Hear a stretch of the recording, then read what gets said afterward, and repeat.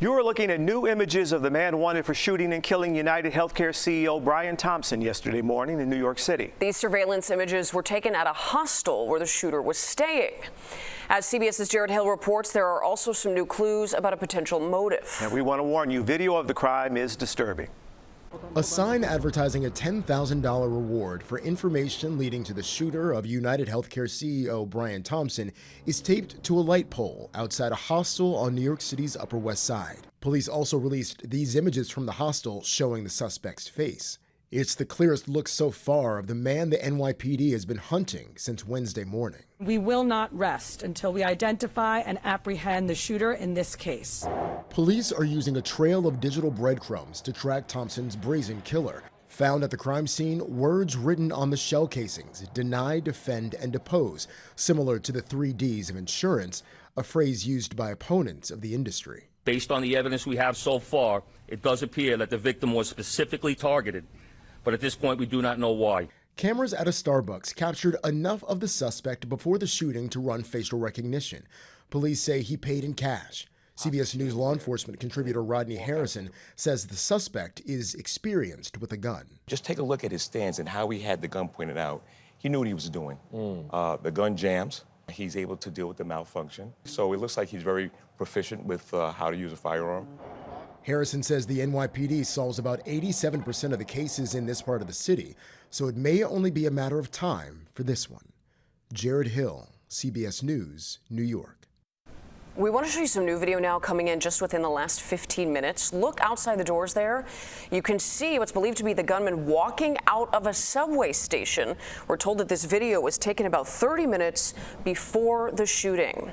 Joining us now, former CPD First Deputy Superintendent Anthony Riccio. It's been nearly 36 hours since the shooting. We'd love to get your take on this case.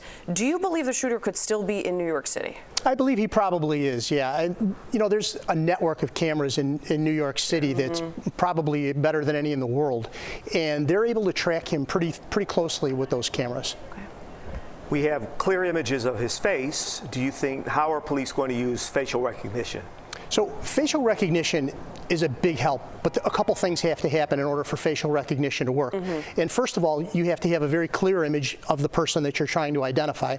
The images that I've seen are pretty good. But secondly, he has to be in a database. He has to have a previous criminal history and be in that database in order for facial recognition to work. Is it the same situation then also with DNA? Because we're hearing reports that there's a smudged fingerprint. Right. So, but if he doesn't have a criminal record or his DNA is not in the system, does that help? Or is it just another clue that you don't have a connection to? Right, and DNA helps in one of two instances. First, it can help in this situation if his DNA is recovered from something. They said a Starbucks cup, a water bottle. If his DNA is in the database, they can compare the DNA that they recovered from the scene to the DNA in the database and come up with a name. If he's not in the database, they can also get him, once he's in custody, they can compare the DNA on that water bottle to his DNA and confirm, in fact, that that is the same person. And use it then, okay. Absolutely. And there's one more thing about DNA. These ancestry type databases that people pay. Police have and law enforcement has been able to use those and access those in the past. And so he may have just submitted a DNA sample into like an ancestry database that could help identify him as well. Okay, we have about a minute left. Deny, defend, depose was written in Sharpie on the shell casings. Right. What does that tell you? It kind of makes you think that the motive might be something related to an insurance claim that was denied, maybe for him, maybe for a loved one in his family, for our offender. It certainly kind of seems that that may be the motive. We won't know the motive for certain until he's in custody, but it certainly kind of points in that direction. All right, Anthony Riccio, former CPD First Deputy, thank you for your expertise in these matters as we follow this case. My pleasure. Thank you.